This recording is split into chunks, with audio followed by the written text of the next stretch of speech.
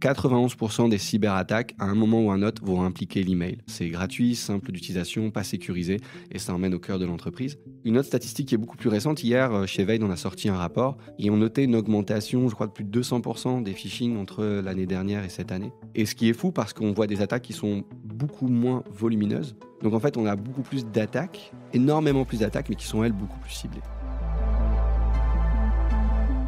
Bienvenue dans le monde de la cyber. Je m'appelle Leslie Fornero et je travaille dans la cybersécurité. Avec ce podcast, je vous emmène à la découverte de ce monde à la fois merveilleux et terrifiant. Bonjour à tous et bienvenue dans ce nouvel épisode du monde de la cyber. Aujourd'hui, je reçois Romain Basset qui nous vient tout droit de chez Veid, V-A-D-E, entreprise spécialisée dans la lutte contre les attaques par phishing. Bonjour Romain. Bonjour Leslie. Je suis ravie de t'avoir à mon micro aujourd'hui pour réaliser cet épisode thématique entièrement consacré au phishing. Alors pourquoi un épisode juste sur le phishing ? Pour plusieurs raisons. Déjà, c'est un sujet qu'on évoque à chaque épisode du podcast, sans exception. Et c'est aujourd'hui la porte d'entrée numéro 1 d'une cyberattaque. Tout le monde est concerné, que ce soit en tant qu'individu qui utilise Internet quotidiennement qu'en tant que professionnel. Je me suis dit qu'il était temps de décortiquer ce sujet pour comprendre enfin les mécanismes d'un mail de phishing. Déjà, qu'est-ce qu'un mail de phishing ? Pourquoi est-ce qu'on appelle ça phishing d'ailleurs ? Quels sont les risques associés pour un individu ou pour une entreprise ? Comment procède l'attaquant ? En gros, que se passe-t-il vraiment derrière nos écrans ? On va tout vous expliquer, mais avant de rentrer dans le vif du sujet, je te laisse te présenter, Romain. D'où viens-tu ? Comment es-tu arrivé dans le monde de la cyber et que fais-tu aujourd'hui chez Veid ? Ça marche. Bonjour Leslie et merci pour ton invitation. Avec plaisir.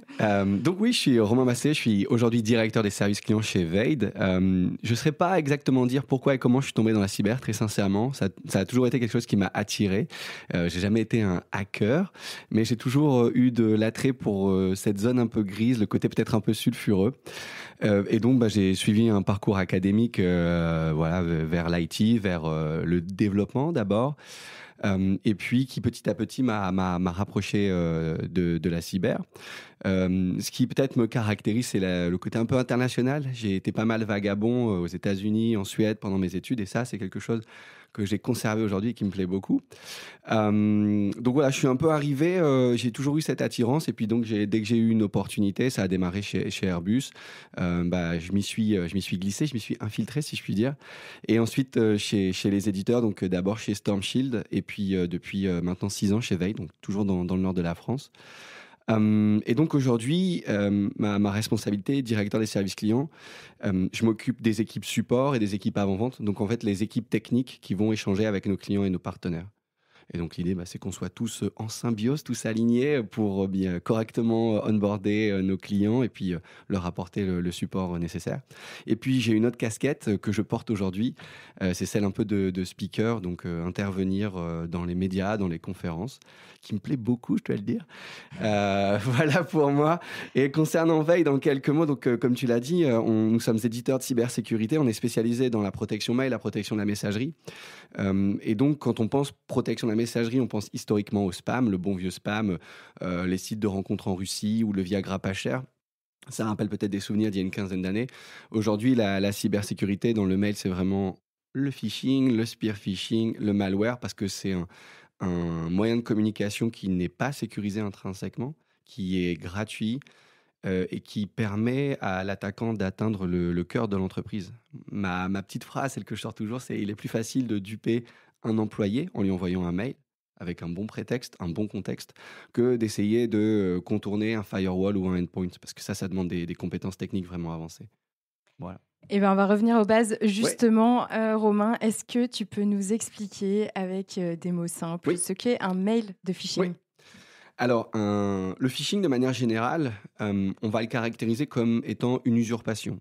Principalement, on va parler d'usurpation de marque ou de services. Donc, on peut penser à des banques, on peut penser à des services publics, comme les impôts, Amélie, et parfois à l'usurpation d'identité. Ça peut être notre patron, ça peut être un fournisseur. Là, on parlera peut-être plus de spear phishing. Mais voilà, le phishing, ça va être une attaque qui va se baser sur une usurpation.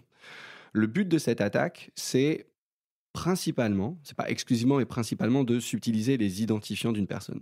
Donc, tout à l'heure, je parlais d'usurpation, par exemple, d'une banque, l'idée, ça va être de récupérer les identifiants de connexion de l'utilisateur à cette banque, soit pour les exploiter directement, par exemple pour réaliser un virement vers son propre compte en banque, soit pour les revendre.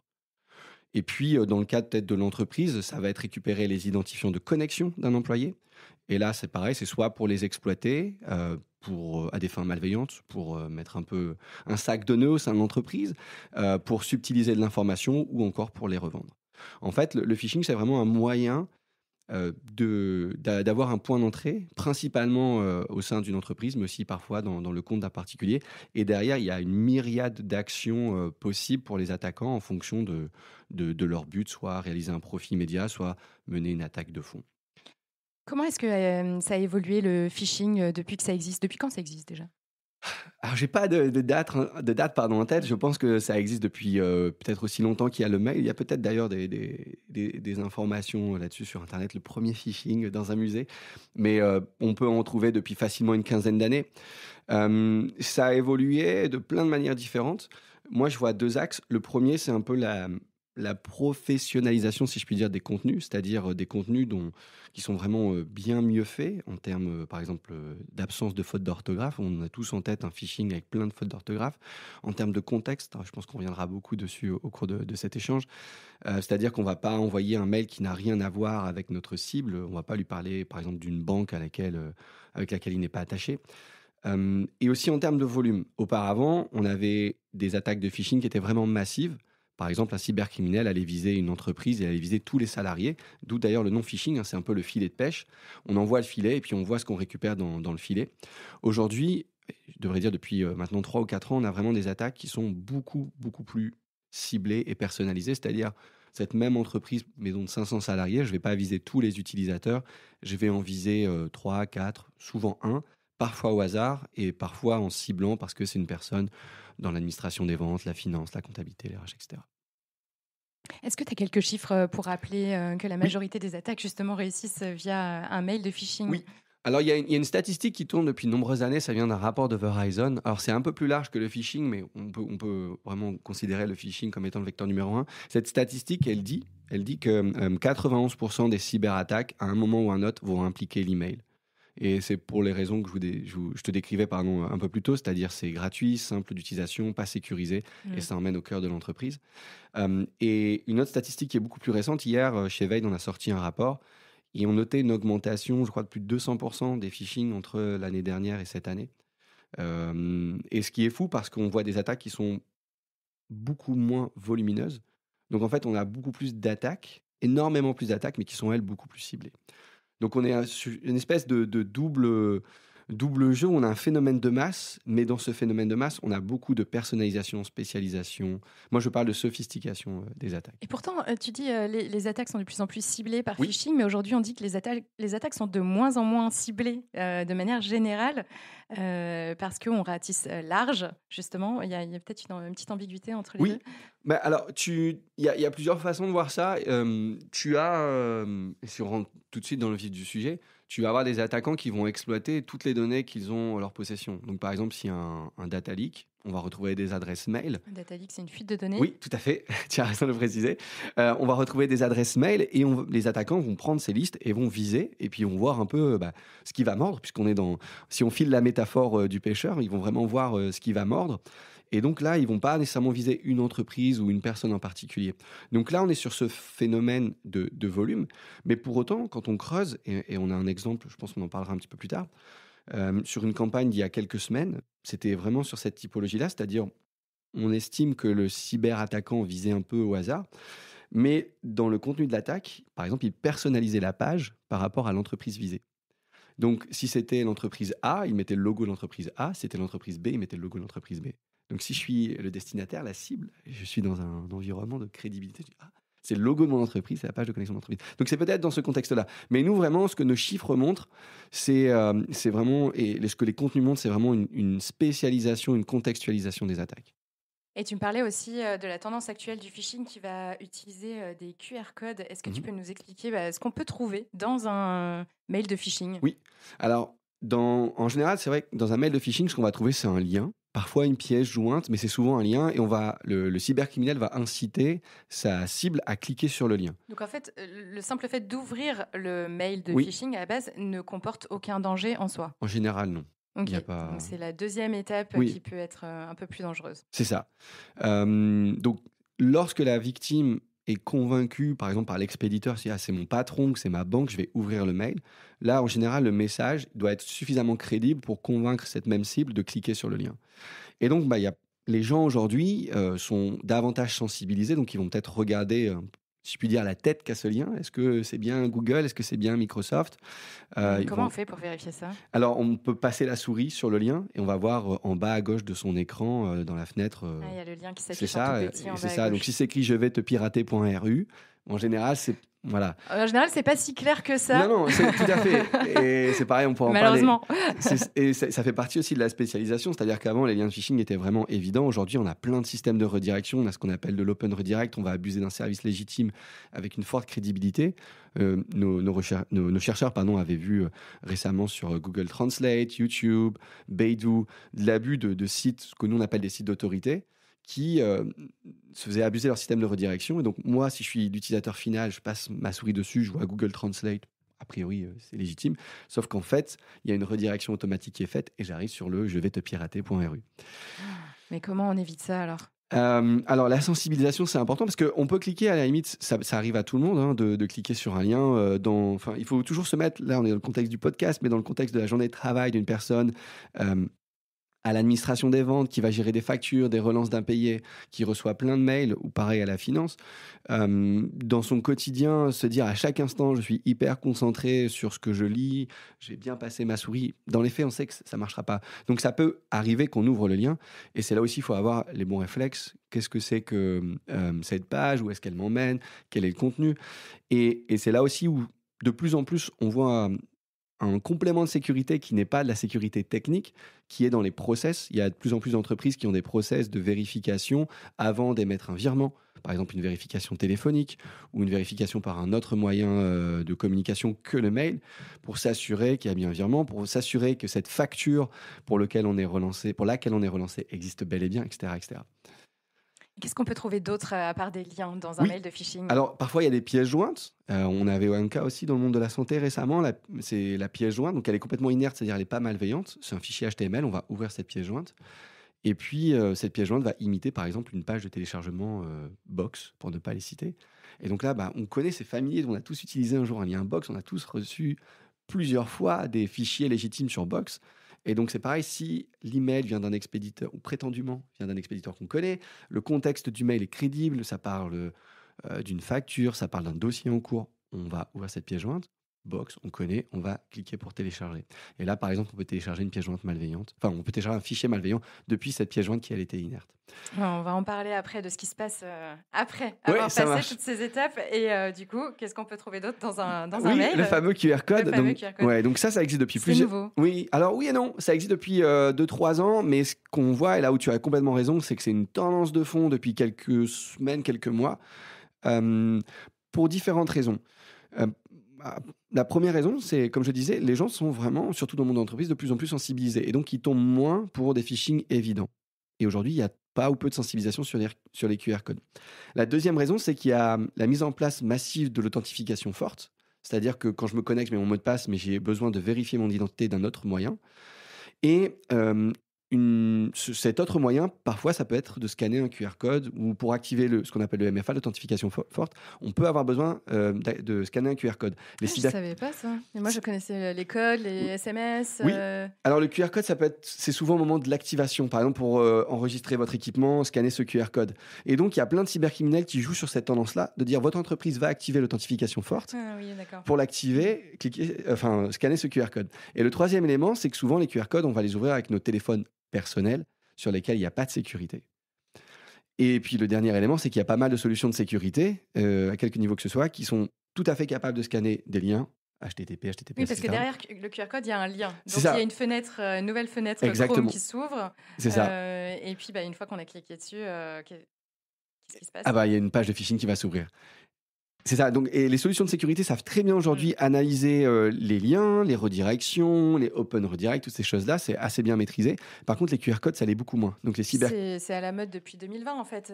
Les QR codes, c'est revenu au goût du jour. On Oui, c'est croyait vrai que ça allait disparaître. C'est à un vrai. moment. Un peu comme Halloween, c'est parti, c'est revenu. Et... Comparaison.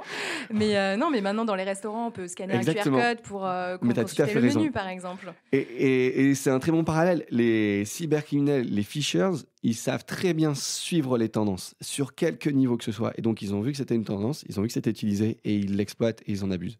Et donc, oui, quand on ouvre son QR code et notamment avec son téléphone perso, on a une nouvelle page qui s'ouvre. Et là, on peut tomber donc sur une fausse page de connexion, une page de phishing où on va peut-être donner ses identifiants. Et là, on est tombé dans le panneau et il y a une faille, enfin, il n'y a pas une faille, mais il y a une compromission de compte. Et donc là, c'est une autre histoire qui démarre.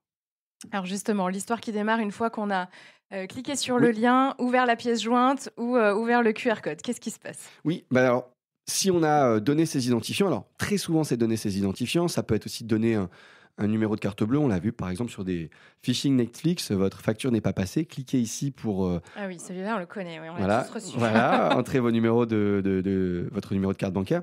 Donc là, c'est ce que je disais tout à l'heure, il y a vraiment une myriade de choses qui peuvent se passer en fonction du cybercriminel.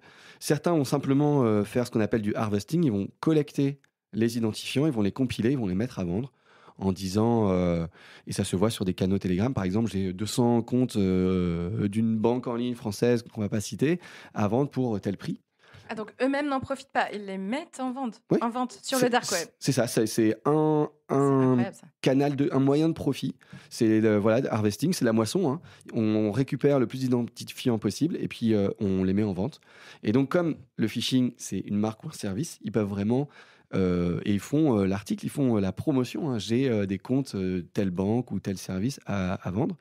Ou alors, ils les exploitent directement pour leur propre profit. Donc, si c'est une banque, ils vont essayer de faire un virement. Mais on voit aujourd'hui, typiquement, les banques mettent en place l'authentification forte. Donc, la réalisation de virements, ce genre de choses, c'est un peu plus compliqué. Mais ils vont essayer de l'exploiter directement.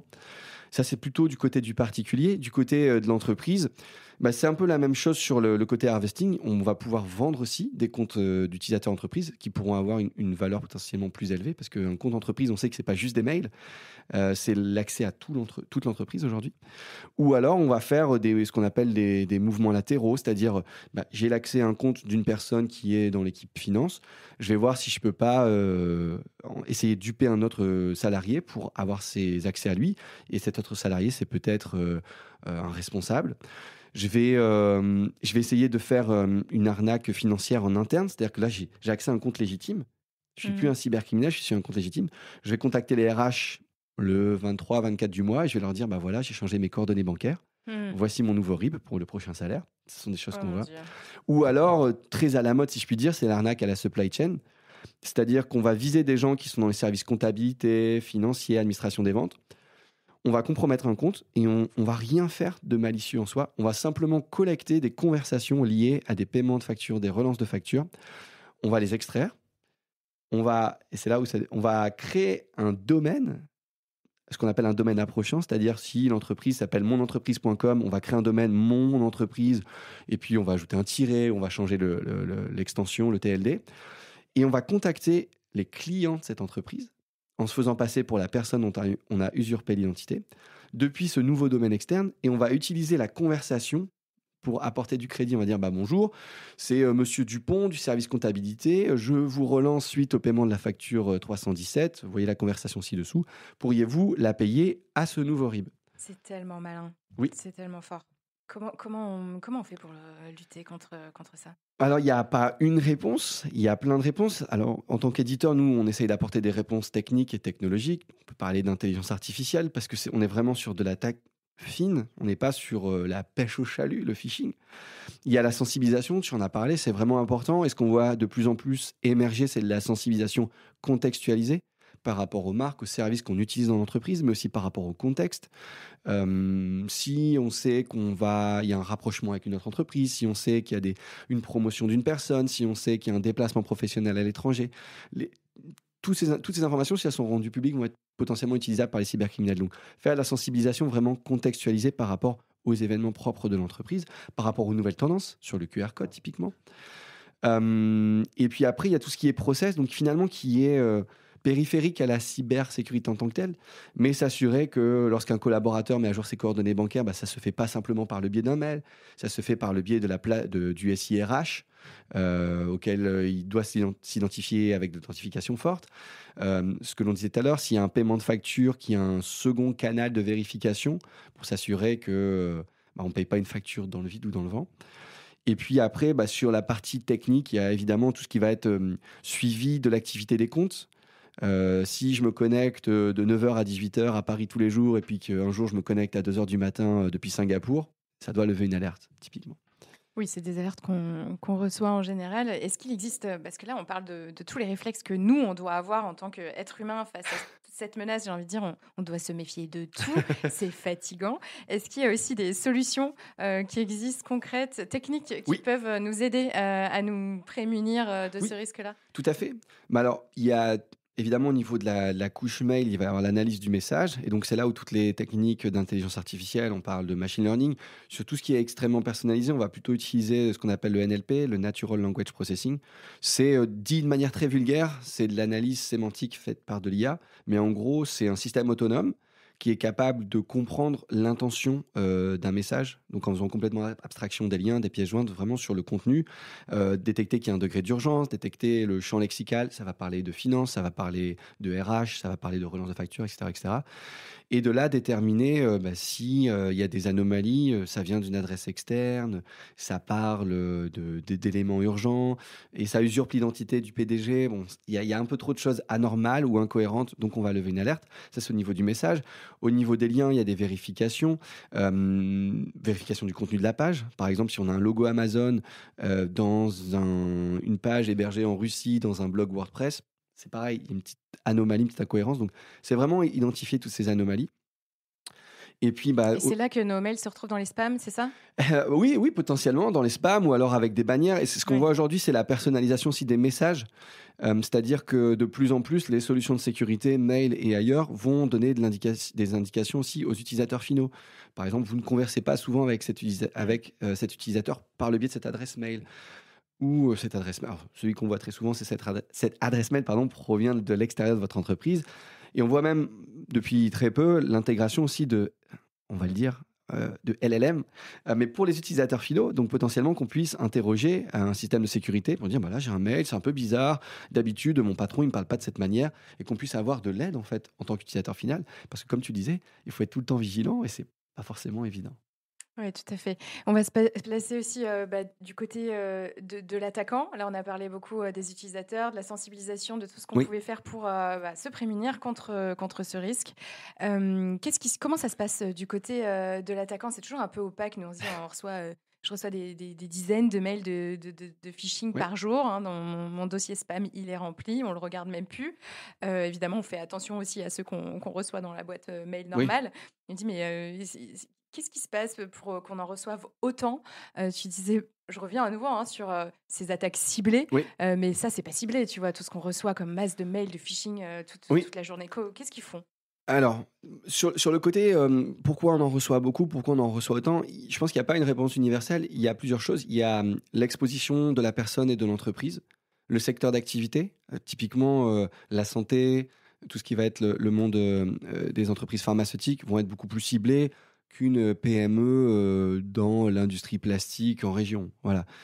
Ça, c'est un fait. Il y a des industries, il y a des secteurs qui sont plus exposés.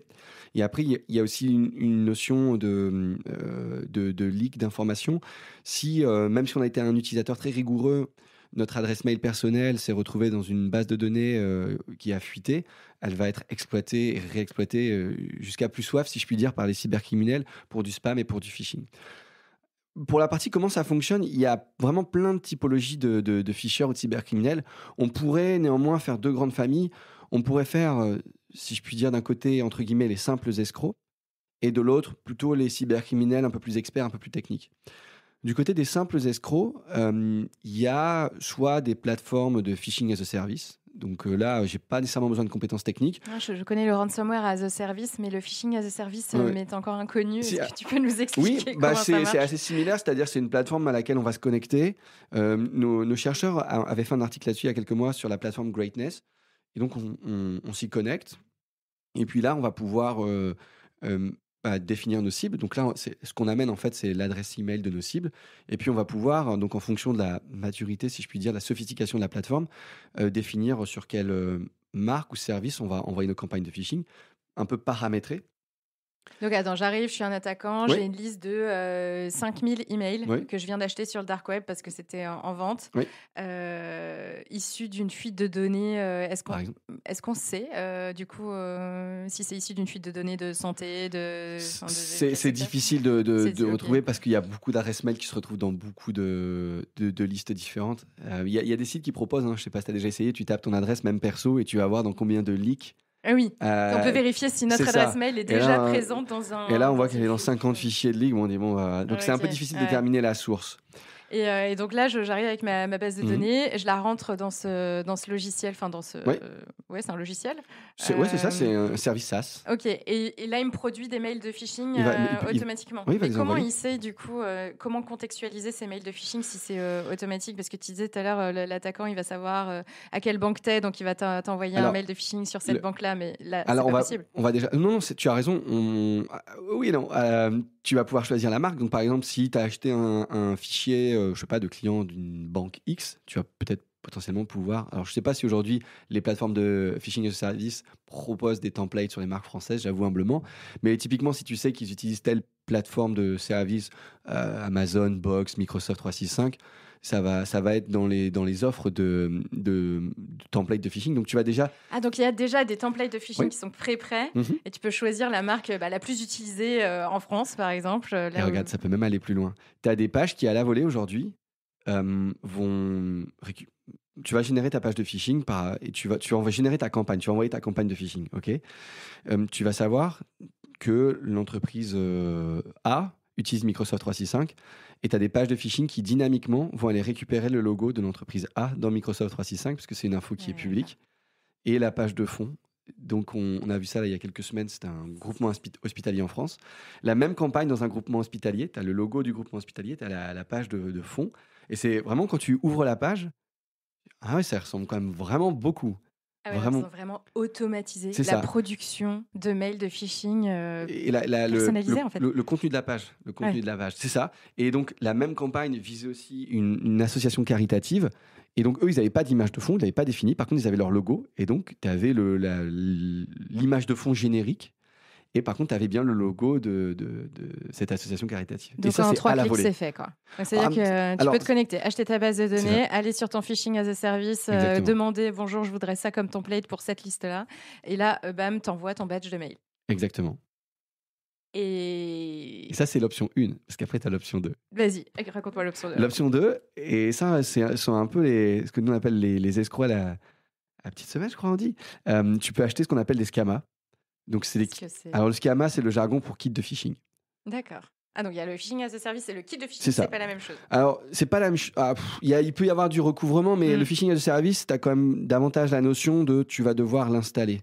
Mais donc, tu as potentiellement un degré de complexité technique, mais tu n'as pas à créer le contenu.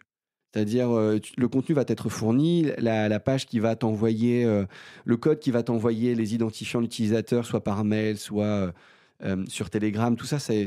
Oui, parce qu'il y a le mail à créer, mais aussi la page derrière sur laquelle tu tombes quand tu cliques sur le lien. C'est quand même du boulot, ça, hein. Et c'est pour ça qu'il y a des phishing as a service. Voilà, il y a des entreprises spécialisées, des groupes de cybercriminels qui sont constitués comme des professionnels qui proposent ces services-là, tels des entreprises. Et là, on est en train de travailler en interne, on le publiera, je pense, dans quelques semaines, sur les publicités pour les scamas, pour les kits de phishing. Tu as des vraies pubs, vraiment. Donc, le cybercriminel va faire sa pub sur Telegram, typiquement, en mode...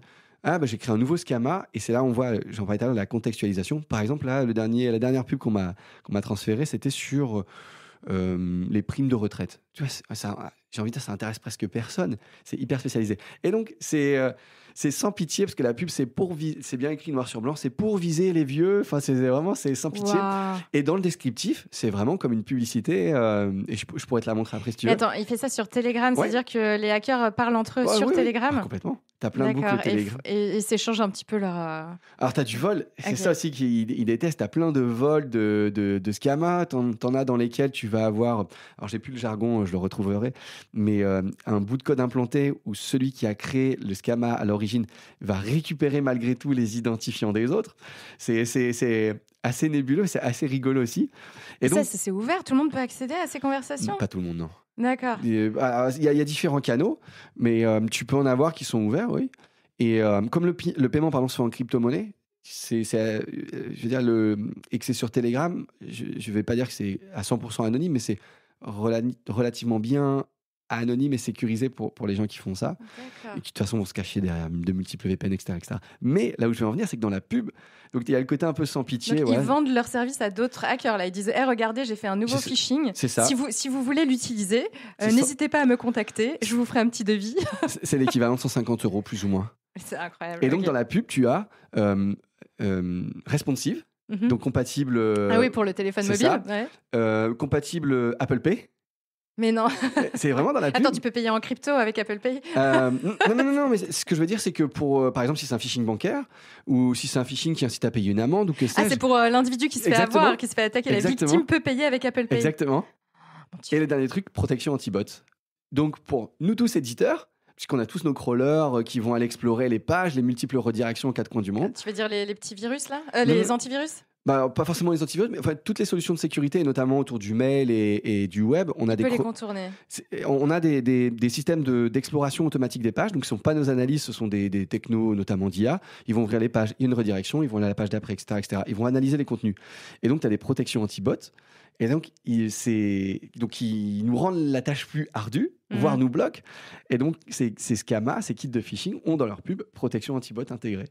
C'est incroyable. Ah ouais, c'est absolument bluffant. Et donc, qu'est-ce qui se passe alors, là, on revient Ouais. à ton kit de phishing. Il l'a mis en place. On en était où juste avant?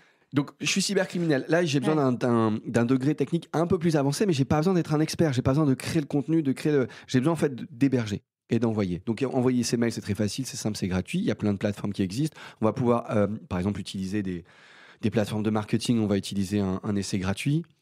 Donc ça, en fait, la première partie, elle se passe sur le dark web. Il y a Elle une peut, partie oui. qui se passe sur le Telegram, apparemment. Ouais, et là, pour l'envoi de mail, ça se passe sur le web normal, en mode avec une plateforme de marketing d'envoi de mail normal. Alors, l'idée, de toute façon, c'est le plus possible, c'est d'abuser des services qui ont autorité. Pourquoi ? Parce que les solutions telles que la nôtre et toutes les autres, si je vois un mail arriver d'AWS, d'Amazon, est-ce que je vais le bloquer ? Parce qu'il y a 1 milliard de mails légitimes qui arrivent d'Amazon.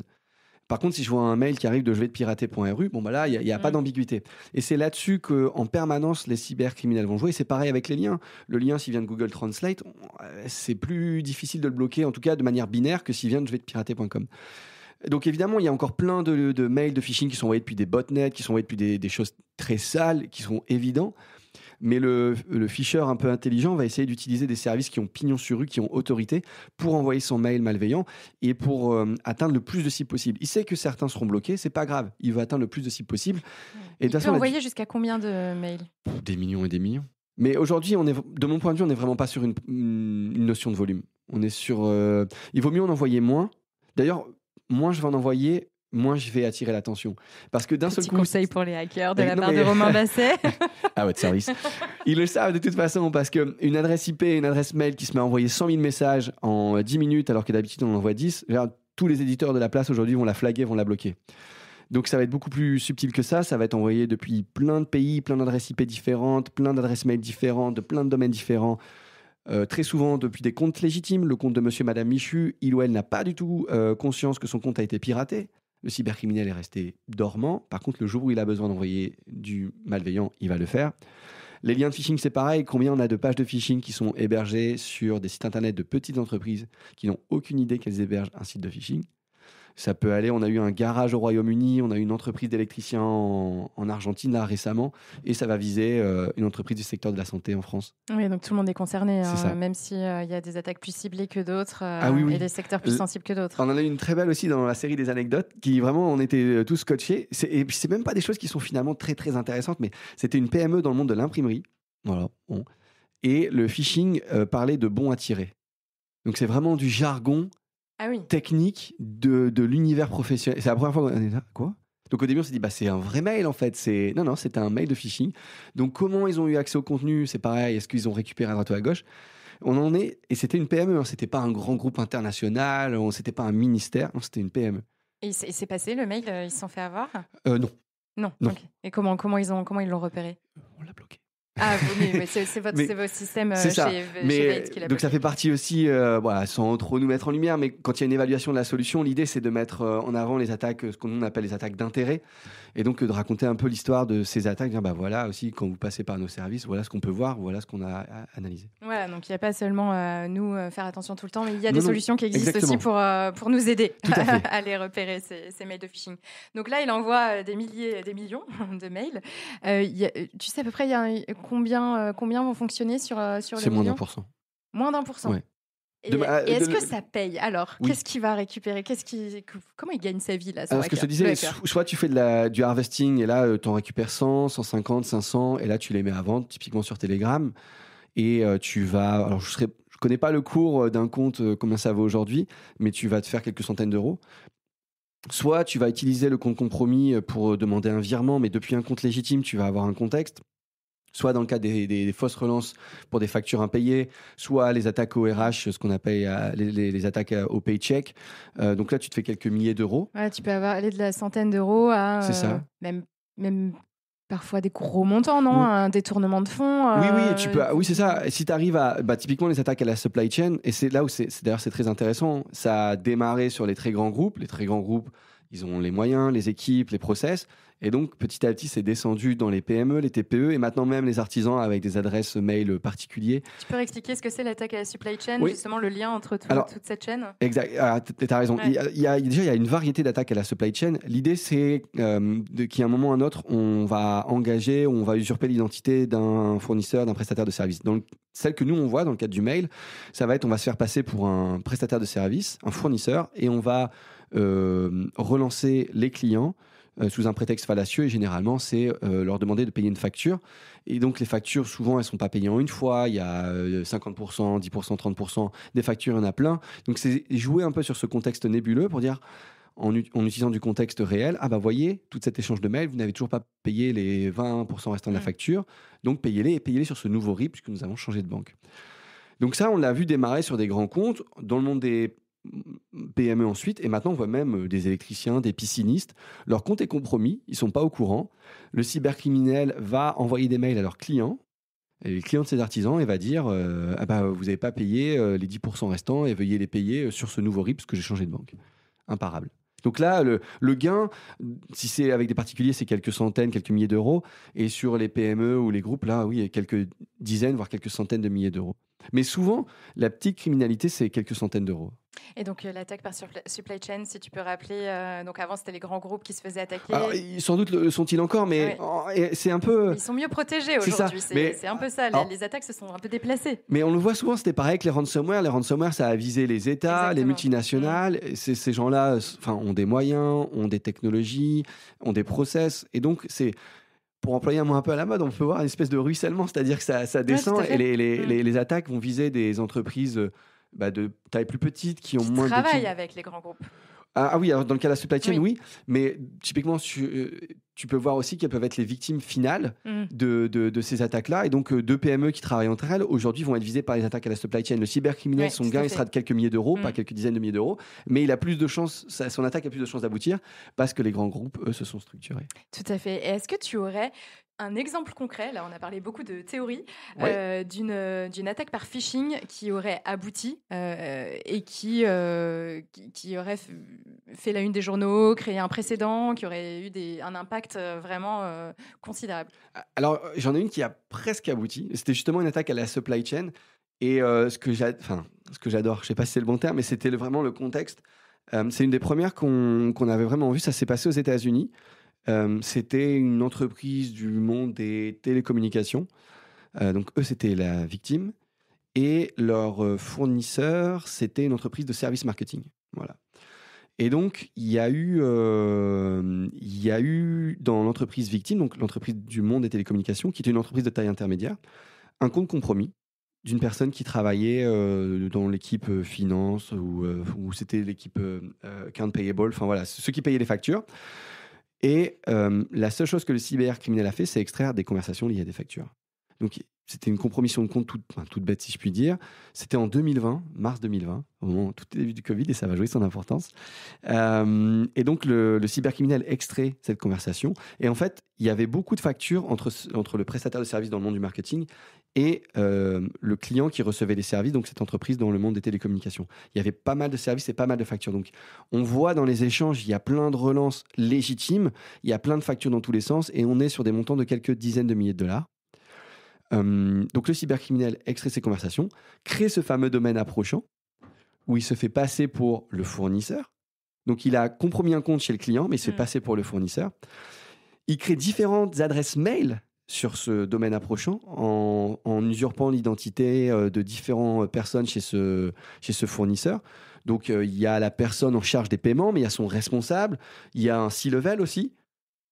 Parce que c'est vrai que l'entreprise cliente, elle avait des retards au moment des paiements. Donc, il y avait vraiment un contexte, un terreau favorable. Donc, il y avait un petit stress en interne. C'est ça. Ouais, ça, c'est un terreau favorable. Et donc, le timing parfait, c'était au tout début du Covid. Et donc, c'était des entreprises qui étaient... alors, je ne sais plus si c'était au Texas, mais voilà, c'était près de la frontière avec le Mexique.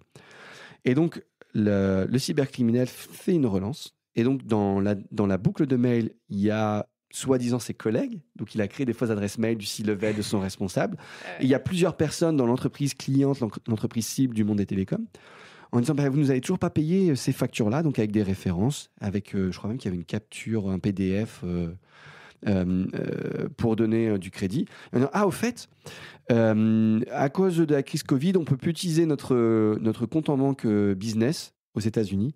On doit utiliser notre compte en banque business au Mexique. Voilà les coordonnées bancaires. Donc, c'est pas un RIB, mais voilà les coordonnées bancaires qui étaient dans un fichier en pigeon. C'est hyper crédible.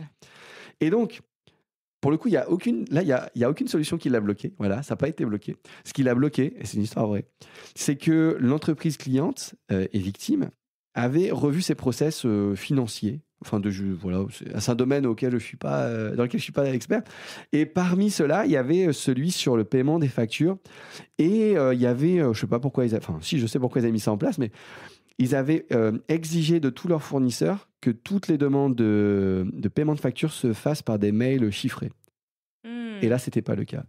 Donc, ils ont dit, c'est bizarre, parce qu'on vient de mettre ça en place, et eux, ils nous envoient pas un mail chiffré, donc, par un mécanisme de chiffrement.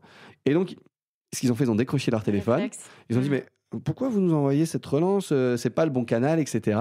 Et c'est là où ils ont détricoté, ils ont dit mais en fait, c'était pas eux, c'était un cybercriminel qui avait usurpé l'identité de leur fournisseur. Donc là, pas de conséquences, ça non, a été mais c'était arrêté. Vraiment, Attends, mais c'était chaud. Et donc là, je crois que le montant, c'était entre 50 000 et 200 000 $, la fourchette, je sais plus exactement. Donc c'était quand même une belle somme. Et c'est intéressant de voir le cybercriminel, parce que là, j'ai fait un petit condensé, mais il n'y a pas un seul échange de mails. Il y a vraiment... une relance, il y a des formules de politesse, il y a bien le logo de l'entreprise avec le titre de la personne. Enfin, et je crois qu'il y avait une lettre d'écart ou deux qui changeaient entre les domaines. Ouais, c'est impossible. Donc c'est hyper dur. Si je suis comptable toute la journée, je suis dans mes fichiers Excel, dans mes mails, c'est impossible de... Les pauvres comptables. Et, on a beaucoup parlé de détournement de fonds suite à du phishing. J'ai l'impression que cette menace, elle a pris beaucoup plus de place. Aujourd'hui, on en parle beaucoup plus même que les ransomware, alors que souvent, les ransomware, ça se passe après un mail de phishing aussi. C'est possible, oui, tout à fait. Est-ce que tu as des exemples Oui. C'était dans le monde de la santé en France. C'était au mois de mars, début d'année. Une attaque unique. Donc, c'était un seul utilisateur visé. Et c'était assez intéressant. C'était, comment dirais-je, c'est pareil, c'est la sophistication. Donc là, moi, ce que j'ai appelé, c'est la triple attaque. Parce que tu avais d'abord une usurpation d'identité. C'est-à-dire que, encore une fois, le cybercriminel reprenait l'identité d'un contact externe. Donc là, on n'est pas dans une notion de prestataire de services fournisseur, c'était plutôt de collaboration entre des services hospitaliers. Et puis le mail est suffisamment générique, le contenu du mail, pour qu'on ait tous envie d'ouvrir la pièce jointe. C'est tiens, voilà le document que tu m'as demandé. Et le sujet, c'est réponse. Et on se dit, parce qu'on envoie tous plein de mails, qu'est-ce que j'avais demandé à cette personne? Donc on a envie de voir ce qu'elle nous a envoyé, c'est humain presque. Et donc, usurpation d'identité, la pièce jointe, on ouvre la pièce jointe, c'est un fichier HTML. Là, c'est usurpation de marque, ça ressemble à Box, c'est donc le logo Box. La pièce jointe, elle est pas malveillante, c'est une simple pièce jointe avec un bouton télécharger et un logo Box. En soi, elle n'est pas malveillante. Donc, on a envie de télécharger. Et là, c'est là où on clique sur télécharger. Alors, pour le coup, c'était pas un ransomware, mais c'était un cheval de Troie. Et ça va aller télécharger sur Internet la pièce jointe malveillante. Donc, elle n'est pas dans le. C'est quoi un cheval de Troie? Un cheval de Troie, c'est un code malveillant qui va permettre à un attaquant de prendre le contrôle à distance de ta machine sans que tu en aies connaissance. Donc, ça va pouvoir enregistrer tes frappes au clavier, ça va pouvoir faire des captures d'écran. Ça va pouvoir regarder les process qui tournent, ça va pouvoir lancer d'autres process. Donc, par exemple. Il peut rentrer. En fait, il est un peu rentré dans ton. C'est ça, il a le contrôle de la machine à distance. Et donc, mais l'utilisateur ne le sait pas à ce moment-là? Non. Donc, c'est ce genre de cas où il peut rester un peu dormant pendant un moment avant de lancer une attaque. C'est ça. Et donc là, c'est là où on a vraiment... c'est là où on a les deux cas, je dois dire, de cybercriminels. On vend vraiment des grosses familles. C'est-à-dire, il y a ceux qui vont vouloir réaliser un profit immédiat. Donc, j'ai des identifiants super, je les vends ou je les exploite directement, j'essaie de faire quelques milliers d'euros. Ou alors, c'est pas du tout la même typologie de cybercriminels. Ce sont des gens qui ont visé l'entreprise, visé l'organisation, et ils vont essayer de faire ce qu'on appelle des mouvements latéraux. C'est-à-dire... J'ai regardé qui était un peu exposé sur Internet. J'ai vu Madame Michu, Monsieur Michu. J'essaie avec Monsieur Michu, ça marche pas. J'essaie avec Monsieur Dupont, ça marche. Ok, je suis dans le compte de Monsieur Dupont, mais c'est pas son compte qui m'intéresse. C'est le compte de son chef ou c'est accéder au serveur qui est là-bas. Et donc, je vais rester dormant, je vais collecter de l'information, je vais comprendre comment ça marche. Et par différentes étapes successives, je vais essayer d'arriver à destination. Est-ce que, dernière question, parce que je vois que le temps tourne, mais c'est tellement passionnant comme sujet. J'apprends ton truc. Est-ce que toutes ces tentatives d'attaque sont signalées quelque part pour pouvoir aider aussi les autorités à justement arrêter ces cybercriminels qui tentent le tout pour le tout chaque jour, quotidiennement? Alors, la réponse courte, c'est non. Très peu. Pourquoi? Alors, nous, déjà, on a pas mal de clients qui nous en signalent. On reçoit typiquement juste à l'échelle de Veille, donc on protège 1,4 milliard de boîtes mail partout dans le monde. On a des millions de signalements quotidiens. Alors des fois, c'est vraiment un spam tout simple, mais il y a aussi des attaques beaucoup plus complexes. Donc on a déjà des millions de signalements à traiter. Et puis, alors ensuite, c'est vrai que les gens, que ce soit les entreprises ou les particuliers, par exemple, via la plateforme cybermalveillance, peuvent signaler. Je ne crois pas que ce soit un réflexe aujourd'hui des gens. En général, si c'est monsieur, madame Michu, ils vont se tourner vers leur administrateur IT, qui lui a énormément de choses à faire. Comme je dis toujours, il y a beaucoup d'écrans qui clignotent et pas beaucoup de temps pour ces pauvres administrateurs IT. Donc, il va gérer la situation. Est-ce que tu as cliqué? Non. Ouf. Ah, tu as cliqué? Bon, bah là, je rentre, je corrige. Et peut-être ce que cet admin IT va faire, c'est il va le remonter à son prestataire de service ou à son éditeur. Mais en général, ça s'arrête là. C'est si l'attaque a abouti et qu'elle a été détectée, mais c'est même pas dans tous les cas, mais c'est le cas où ça va être signalé. Voilà. Donc c'est, je pense, une minorité de cas qui sont signalés. Et même vous, chez Veid, par exemple, vous ne signalez pas du tout ce que vous détectez. C'est quelque chose qui ne se fait pas. Ça peut arriver. Il y a tout un contexte. Il y a du partage de threat intel. Ça peut arriver avec les autorités. Et après, c'est threat intel. Donc ça va être de l'information de cybersécurité. Donc ça, c'est des choses qui peuvent être faites, notamment avec les autorités. Après, ça peut être aussi en fonction des clients. Veid protège beaucoup d'hôpitaux en France, donc en fonction des. Travailler avec l'écosystème cyber, j'imagine, pour s'entraider. Et quand on détecte un nouveau type d'attaque, par exemple, le signaler à tout le monde pour que tout le monde puisse se protéger. Oui, il y a du partage de CTI, du partage de threat intel, tout à fait. Superbe. Alors, pour terminer cette émission, j'avais une petite question un peu spéciale pour toi, Romain. Oui. Je voulais savoir si toi aussi, ça t'est arrivé de te faire avoir ou de faire une petite bourde en cybersécurité, parce qu'on le rappelle, personne n'est parfait. Tout le monde se fait avoir, Madame Michu, mais nous aussi. Nous sommes tous des Madame Michu. Aussi. Exactement.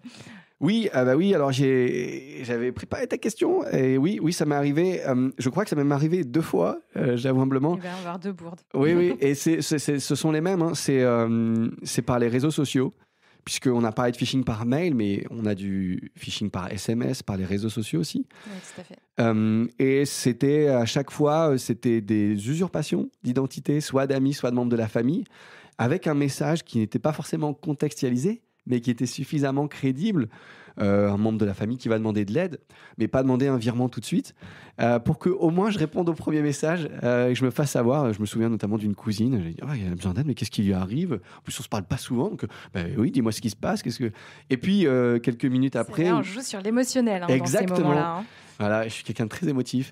Et donc, quelques minutes, quelques heures après, recevoir un message de ma vraie cousine disant « Alors, j'ai appris qu'on avait créé un compte qui ressemble au mien, c'est pas moi, donc ne répondez pas. » Et là, je fais « Ouh, boum. » Bon, ça va, ça n'était pas allé trop loin. Le cousin qui travaille dans la cyber s'est fait avoir. Ne faites pas comme lui.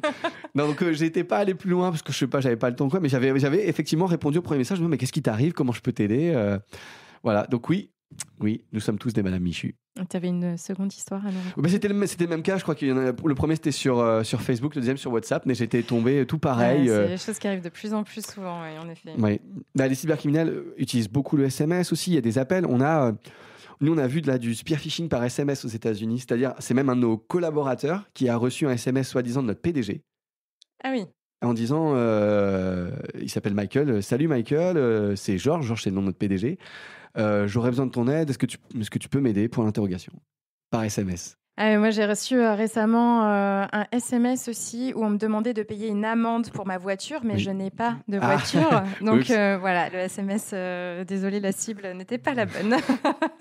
C'était détecté tout de suite. Et merci Romain, merci à toi. C'est le mot de la fin. Désormais, tout le monde a compris les mécanismes des mails de phishing et plus personne ne se fera avoir grâce à cet épisode, si seulement c'était vrai. En tout cas, merci d'être venu nous partager tout ton précieux savoir et je vous dis à tous à très vite dans le monde de la cyber. Bye bye.